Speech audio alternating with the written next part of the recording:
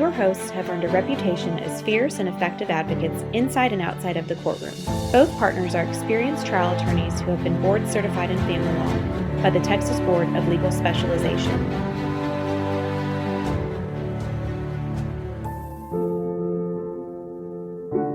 All right, well, welcome back to For Better, Worse, or Divorce. I'm Brian Walters here with Jake Gilbreath, and today we will be addressing a common question from potential new clients calling the firm, which is, do I need an attorney, or why do I need an attorney for my case? And so we'll discuss some common scenarios where people may not have thought they need an attorney and ended up needing to hire one later, as well as things to be mindful of when you're filing you may not have considered. So Jake, there's some things that I typically talk about with people when they're making this decision. It's a legit decision, by the way. You don't always need an attorney, and I certainly wouldn't encourage someone to always get one. But these things can be sometimes more complex than we think, especially when it's a divorce matter. So one of them that comes up is what's commonly called alimony, but we in Texas call spousal support or maintenance. Do you want to talk just briefly about that, about why that can be an issue or a source of conflict or disagreement? Yeah, because and first of all, I'll kind of mimic what you said, which is, there are legitimate cases where, you're more than welcome to have a lawyer. And, it's obviously always better to have a lawyer. I mean, we're recording this in December of 2022.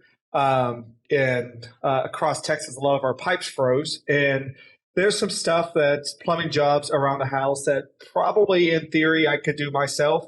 I could probably watch a YouTube video. I could read a book or something like that. And maybe there's some simple jobs around the house that I could do myself. Frankly, I'm not doing that because I know that I will mess it up. The simplest job to the most complex job, I will figure out some way to mess up any type of plumbing job around this house. And so for me, even if a plumber told me, hey, that's such a simple issue, I don't need to come out for that, I would say, I would really appreciate if you come out and I'll pay for your time. And it's the same for divorces. I talk to people all the time in consult. So I say, your case is so simple. Here's some forms. Here's a website you can go to. And if you get stuck, you're welcome to call us or we're happy to do it. But just so you know, just give the consumer that choice. And some people say, I appreciate that. I still want y'all to do it. Some people go try on their own. If I think it's, if me as the lawyer really thinks that makes sense for them, I would generally encourage people not to make that judgment call themselves, to at least consult with a lawyer to see if it's something you can handle yourself. But yeah, for example, spousal support, alimony, stuff like that, there's some very specific rules on that in the Texas Family Code that, you can try Googling here and there.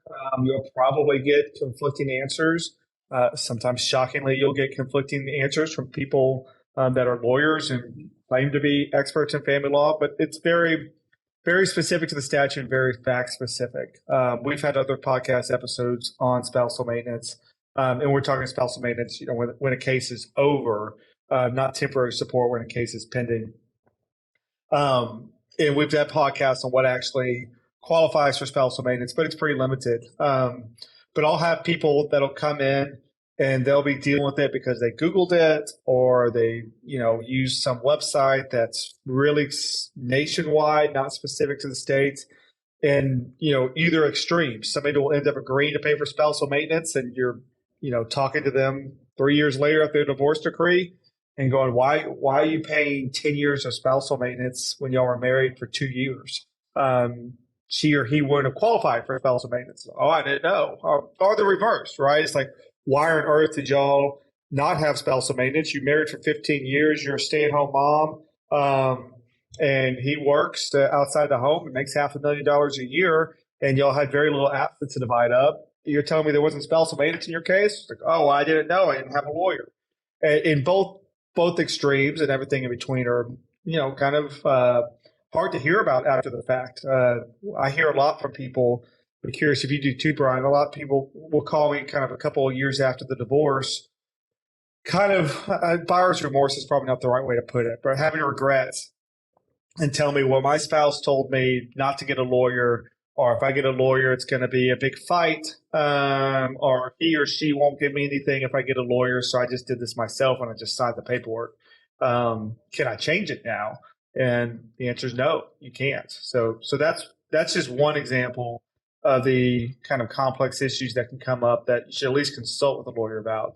And then, and that's a relatively easy one, frankly. Then Brian talked to us about, asset division, because asset division could be as easy as we're splitting up vehicles. We just rent our apartment. So somebody's taking the lease and dividing up the joint bank account. And that's it. So I've seen people try to represent themselves and deal with more complex property division. So talk to us about that as far as having a lawyer involved or not and the problems that can happen. Yeah, there are a lot of them, and I agree with you. If you have a simple situation, you've been married a year, you don't have anything other than maybe a cat or dog together. You've each got your own bank account, your own one car, you rent. I agree. I don't think there's too much to worry about with that. But most people are not in that situation. Most people are been married longer, at least have a house together. Probably retirement accounts, other assets and debts, and those things can be very complex. There's things you need to think about that I think a lot of folks don't think about, which is taxes a lot of times, either unpaid taxes that are coming up or the tax effect of various assets. $100,000 sitting in a checking account is really worth a different amount than $100,000 sitting in a 401k because of taxes. And you probably would want to take that into consideration when you're dividing up your assets. Another one is debts. A lot of people will think, oh, well, we have a joint credit card, and we're just going to say, my husband is going to take the credit card. Well, the credit card company may not agree with that if he doesn't pay it in the future. That will come back likely onto your credit, or you could be the one held liable for it. So there's a lot of things like that to think about. And as you've been together longer and you have more assets and debts, there's more things to deal with. And there's also a lot of kid type issues, right? There's things like child support, which is another one where you mentioned alimony or spousal maintenance. Texas deviates or different. Actually, each state is very different as it calculates child support. And what is an exception and what is not, how often are the exceptions applied? Those type of things can be pretty complicated. And kid things, unlike a property division, which is final once and for all, can be modified in the future, but it's difficult, right? I mean, if you agree with your spouse that you're going to do something with child support or custody or visitation or decision making with your child, and then a year later you don't think that's a great idea, yes, you could theoretically come back and ask the court to change it, but I think it's going to be difficult because you just agreed to it. Has that been your experience in dealing with these situations as well? Yeah, that's been my experience. And again, sometimes a lot of times I get this situation where people come in and they haven't had a lawyer and they feel kind of bullied in a kid arrangement. Which I get, and again, if you can work it out amongst yourselves and you talk, I mean, ultimately, I would tell my clients, you're this child's parent. The two of y'all are this child's parents. Y'all know better than we do as far as what's best for your kids. So if y'all can work it out, knock yourself out. But one extreme amount of clients come in, they just feel absolutely bullied into a possession schedule.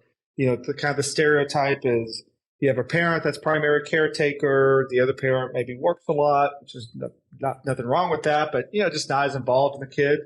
And then they go through a divorce and somebody gets bullied into a 50-50 arrangement with no child support because they're told by their spouse, if you fight me on this, I'll make your life a living hell, or spend all the money or whatever, which are unfortunately common threats that we sometimes hear people use to bully their spouse. And they sign off on something which makes no sense given their situation.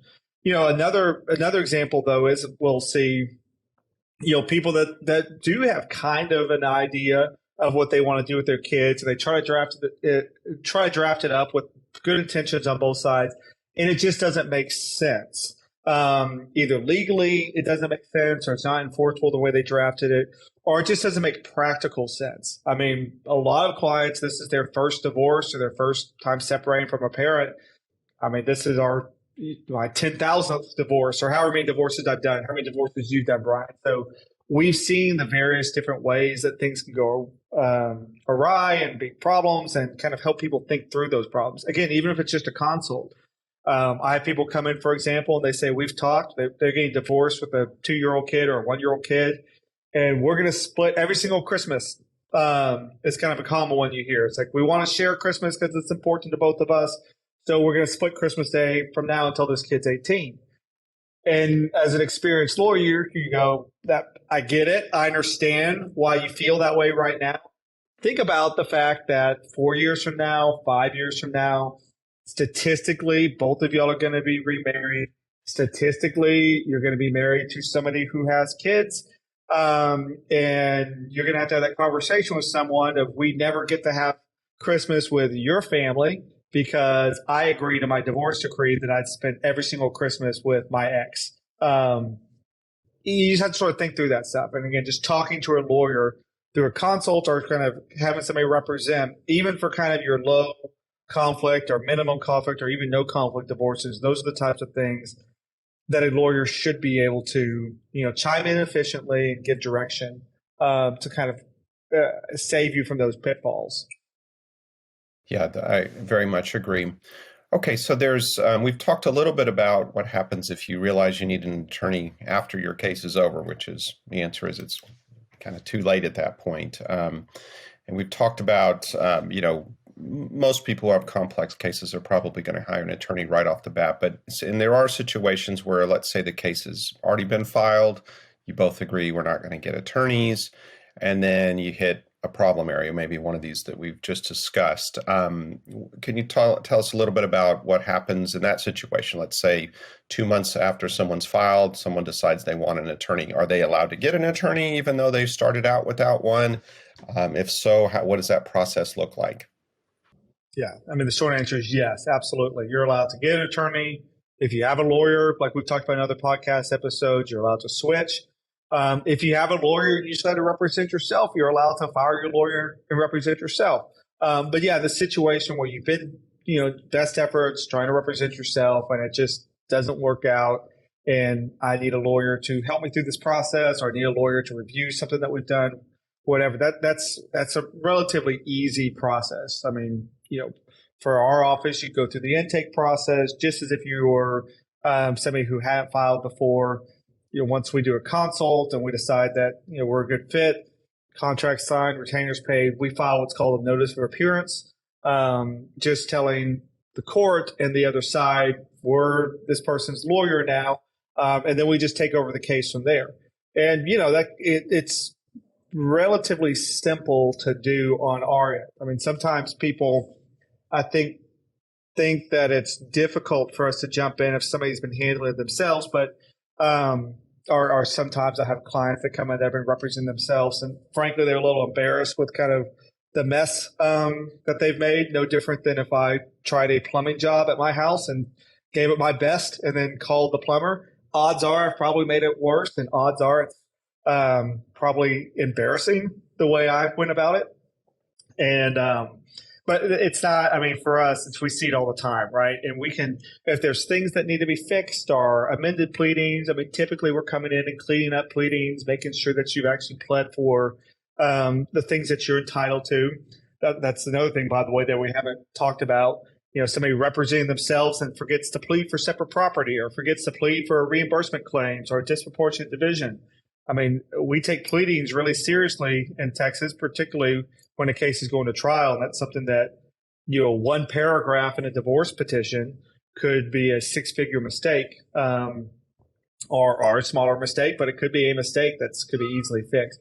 But we're fixing, we're checking everybody's pleadings, make sure that things need to be cleaned up, make an appearance. It's pretty seamless and nothing to be embarrassed about. I tell people it's this. If you've, and I said, by the way, I have sometimes clients come in and go, well, if you want to come work for me, this is great. You've been doing an amazing job on this so far, but they need that kind of extra expertise to sort of help move them along. But It's easy. It's easy. It's seamless. It happens right away. And for most of my clients, the experience is when you make that, I understand it's an expense, but when you make that decision to go from representing yourself to having a lawyer, the goal is that it's a huge relief. It takes a lot of the anxiety out of the process because it's a stressful process as is. Um, and then doing it yourself just adds to the stress. I'll say this. I don't mind sharing this. I tell clients this all the time. I mean, I talk about on the website. I'm pretty open with people. I've been through a divorce, and when I was going through my divorce, I was a board certified family lawyer, and I had a lawyer represent me. And I suppose I could have done it myself. I certainly knew what needed to happen, but emotionally, I'm not going to do that. And frankly, being so close to it, I would have made mistakes or poor judgment decisions just because it's a hard time. It sucks. I tell clients that all the time. Going through divorce sucks a lot. And then representing yourself on top of that did not sound like fun to me. And I was fortunate to be able to have a lawyer represent me in my divorce, and it certainly helped through the process. But that's the goal, right? We get involved and we take that off your plate and reduce the anxiety and make sure that your legal rights are protected, your family's protected, and sort of take the case to the finish. Yeah, I agree. Another common question we get is, "Hey, we're going through a divorce. We're agreed it's going to be uncontested. We do want to have a lawyer represent us so we can understand, get the paperwork right and understand the process and procedures. So can I bring my spouse in and, we both hire you to represent us?" The answer is no. The state bar won't let us because even though you might be agreed now, there's a potential conflict of interest in the future, and that we're not allowed to do that. We have to represent one or the other of you. So if you're the one calling us, it's going to be you. Now, as a practical matter, that doesn't need to mean anything bad, right? I mean, when I do that, most of the time the spouses tell me, or the client tells me, "Hey, treat them fairly. This is totally above board. We're not doing anything, that's underhanded or tricky or anything like that." And of course, I wouldn't do anything unethical anyway, but that's the way we approach it. And we, draw it up. We try to be fair, open with everybody. But just to be clear, we can't represent the both of you. That doesn't mean the other person needs to hire their own attorney, although they often will, at least to review it. But that's a common question. Just wanted to get that out there. Any thoughts or experiences you have other than that, Jake? I think you covered it. I mean, I tell people all the time, just because you have lawyers involved doesn't mean you're fighting. I have cases. I mean, it's buying a house. Both sides could have a realtor. That doesn't mean they're in some bidding war or it's contentious or anything like that. It's just a transaction. And sometimes divorces on the very low conflict to no conflict. It's just a transactional matter, no different than buying a house. But there's paperwork involved that needs to sort of there's things that need to happen and need to be taken care of, even from small to more complexity. But just because both sides have a lawyer doesn't mean that you're at each other's throats or that you're fighting or anything like that. It could just be that you both have somebody guiding you through the process. If Brian and I decided we were going to buy a business together, he and I decided that this divorce work's a lot of fun, but let's go purchase a car wash together. Let's not do that. But we're going to go purchase a car wash business. And we found one. Let's, he and I would have a lawyer and our broker at least, and the seller would have a lawyer or a broker. And that doesn't mean we're fighting. It just means that we have professionals that know what they're doing. I represented folks who owned a bunch of car washes one time. It's actually good business, but maybe that was specific to them. So I like what we're doing with our business, but we'll think about it. We'll talk about it outside the podcast. Okay, well, just a couple other quick things before we wrap up here. We also get calls pretty frequently about, "Hey, could you just review some documents? Either review a proposed prenup or postnup or the documents I'm drafting, that kind of thing." We tend not to do that. Just the review of the documents. It's a bit of a kind of a undertaking to do that for what is often a 30-minute or 1 hour job. We do have consults where we can go over those as part of a consult. That's slightly different than a formal review of the documents and any kind of written opinion, but that will usually give you what you need. But we do make exceptions. I got hired yesterday to review a prenup, actually, and it's exactly what I'm doing. But that's kind of the way we approach it. Is generally we don't do these too often, these little one-off review of things. But we do a lot of consults, and we will make exceptions in certain cases. At least that's the way I typically approach it. Is that the way you think of those things, Jake, or you have a little different policy there? No, I'm the same. I mean, do the consult. We'll talk about it. And then if it needs more than the consult, I may refer it. Or if it, if there's an exception, then we'll do it. But yeah, do the consult. And certainly, I mean, I tell people if you're representing yourself at a minimum, and I mean bare minimum, before signing anything, do a consult with a lawyer and have them review it to see if there's any glaring red flags. Because in a consult, I can identify glaring red flags. A more intense document review, like you said, maybe we'll do a one-off representation for that, or maybe we'll refer it to somebody. Absolutely. So one last thing before we wrap up, we've got kind of a lightning round of 4 quick questions. I'll just answer each question. If you want to, jump in or add or contradict me or whatever, feel free to do it. And then it happens all the time. Like I don't always get it right. So anyway, so here, just those 4 quick questions that also sometimes come up. So one of them is, will hiring an attorney expedite the divorce process? The answer is yes, if nothing changes, right? So if it's an agreement, you guys have the terms that you're hiring an attorney to just kind of walk it through the system. Yeah, I think that will be much quicker than trying to do it yourself.